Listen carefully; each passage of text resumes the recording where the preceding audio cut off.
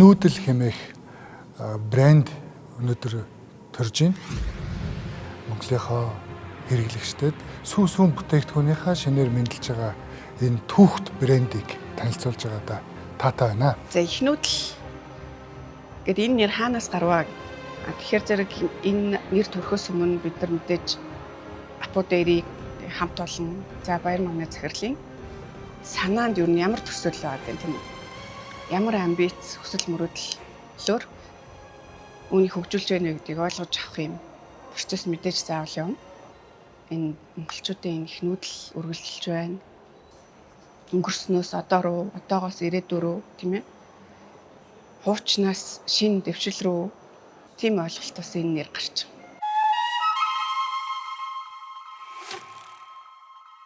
Монгол оронд бол одоо мал амтны гэршүүлсэн түүх бол 3000 жилийн өмнөөс одоо гэршүүлсэн гэж үздэг. Сүүгээр юу хийх вэ? Сүү юунд ашигтай вэ? Энэ бүхэн нэг бол одоо Монголын малчин төмөн бол олон зуун жилийн турш бол одоо судлан мэдж өөрийн дуршлагаар бол эзэмшиж амьдрал үйл ажиллагаандаа бол хэрэгжилж ирсэн юм л одоо түүх учиртай. Тэр нутагшуулж ирсэн том соёлын нэг бол сүүн бүтээгдэхүүний соёл. Энэхүү брендэд бидний хүсэжсэн тэр мөнх хөх тэнгэрийн одоо утга агуулгыг тэ маш орчин цагийн минимал байдлаар их Монгол улсын газрын зургийг сүүн соёлоор илтгэж оруулсан байна. Их Монгол улсын хамгийн хүчрхэг байсан үе буюу хамгийн өргөн нутгийг эзэлж исэн үеийн газрын зургийг одоо сүүгээр дүрслүүл ер нь их сонирхолтой болох юм байна гэж шийдсэн. Тэгээд энэ бол одоо бүтээгдэхүүний гол элемент одоо харагдах дүрслэл нь болж явж байгаа. Бид нар эргээд бас юм түүхээ Монголын эзэнт гүрэн бидний монголчуудын дэлхийд үлдээсэн энэ мөр тийм ээ. Энд чи ер нь ямар өнгөтэй ямар түүх юм бэ гэдэг энэ асуултад өөрөө өөрсдийнхөө хариултыг өгөх ёстой гэсэн тийм амбиц гэж ойлгож байна. Одоо монгол хүн байгаа газарт одоо сүү цагаан эдэний соёл давхар байж исэн юм а гэдэг агуулгыг давхар шингээсэн байна. Дайн дэлхийд тийм ээ. Наран урахаас жаргах хүртэл одоо богц дүүрэн алт өөрсөн хүн аюулгүй аялж болдог гэсэн тэр их тайвныг тогтоосон тийм ээ. Тэр цагаан түүхийг бичсэн үндэстэн бид нар их нүүдэл төслийн судалгаан дээр ажилласан. Уламжилт угсаатны зүүнэт зүйл, цүү цагаадыг дээдлэх байдал, өнгө бэлэгдлүүд, нэршил.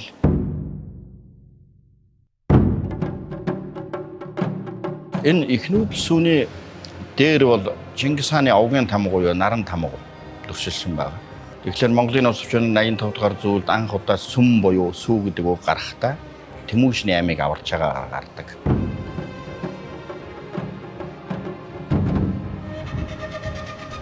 хүний төсөөл дотор явсаар ирсэн тэр хязгаар үгүй оюун санааны тэр уудам орон зай.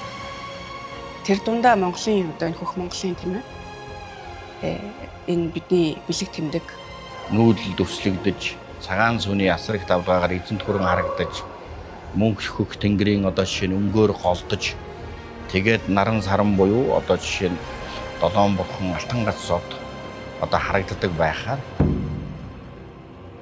Яаж энэ бүтээгдэхүүнээр дамжуулж өв соёл уламжлалаа дамжуулах вэ гэдэг тал руу илүү бодож ажилласан гэсэн үг.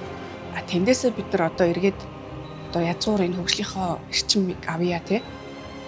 Эргээд дахиад одоо ингээд технологиээ өргөжлүүлье гэдэг ийм амбицаар гарч байгаа.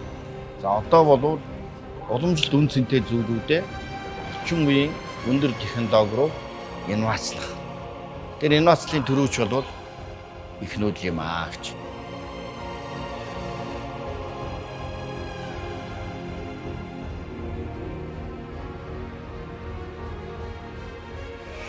Хүний биеийн хөгжил, хүний өнөө цаг үед амьдарч байгаа энэ орчин тойронд хүний биед ашиг тусдаа шинэ бодисыг хүнд өөрт нь өгч чаддаг. Тэр шинэ хүнс бол амьдралын гол бас одоо үндсэн чанарыг дээшлүүлэх ийм зүйл байдаг. Сүү болвол нэг талаараа одоо хоол хүнсний нэг хэсэг боловч нөгөө талаараа одоо амьдарч байгаа орчин ахуйтай бидний ингээ холбож идэг зүйл байгаа.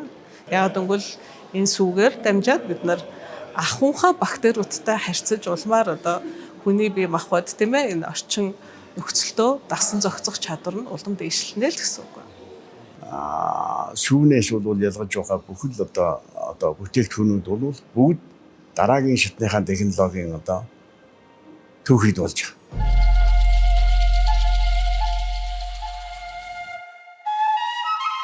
Одоо байгалаар байгаа сүү бол 3.4, 3.5% тослогтой. Тэг сүүний тос бас өндөр байх нь тэр үнэхэн байгалийнхаа хэмжээнд байх нь их ач холбогдолтой. Яагаад гэвэл сүүний тос бол бас хүнд биед одоо хэрэгтэй маш олон төрлийн тосны өвчлөлүүдийг агуулсан байдаг. Энэхүү сүүнд шингээхийг хүссэн гол үнд зүйл юу вэ гэвэл бид боловсруулж одоо өөрчилж мөн чанарыг өөрчлөхөөсөө илүүтэйгээр бид малын зэлнээс хэрэглэгчийн гарт бараг зөөж өгч. Тэгэхээр энэхүү шимт бодисуудыг одоо амьд чигээр нь байлгахын тулд бид нар хит өндөр градустай боловсруулахгүйгээр бүтээж байгаа. Яг тийм голчин олж хариуцсан сүү бол ашигтай бактерич агуулна. Мөн одоо тодорхой хугацаанд бас хадгалж болно. Мөн маш их шимт хичээлээ агуулах боломжтой. Энэхүү технологи нь өөрөө бас нэг талдаа үйлдвэрлэгчид маш өндөр эрсдэлтэй, сахилга баттай, хариуцлагатай ийм брэнд бүтээгдэхүүн болж байна. Нөгөө талдаа бол хэрэглэгч нарт маш өндөр үр өгөөжтэй ийм брэнд болж байна. Сүү хэрэглэснээр одоо сүүлийн үед хүмүүс яг ингээ харшилтай боллоо гэд байдаг л да. Би бол эсрэгээрээ гэж боддог. Яагаад гэвэл миний одоо олон жилийн ингээд ажиглалтаас ингээ харах юм бол ер нь харшилтай хүмүүс сүү их бага хэрэглэдэг. Өөрөөр хэлбэл бидний ахуй тэр олон төрлийн бичил биетнүүдтэйгээ бид нар дасан зохицож холилдож чадахгүй байна л гэсэн үг. Таны амьдралын чанарыг дээшлүүлэх фреш буюу одоо шинэхэн сүү бүтээгдэхүүнийг та хэрэглэх, тэр бүтээгдэхүүнээрээ хүсвэл та Монголын уламжлал болсон цагаан эдэг боловсруулан хайртай гэр бүлдээ өөрөө одоо хийж өгөх, энэ соёлоо авч үлдэх, хадгалах, уламжлах ийм өв тээсэн өрөмддөг сүг технологийн хувьд бид та бүхэнд одоо хүргэж байна. Тэнгэрийн заяаг тэтгэгч цагаан эд. Их нүүдэл сүү.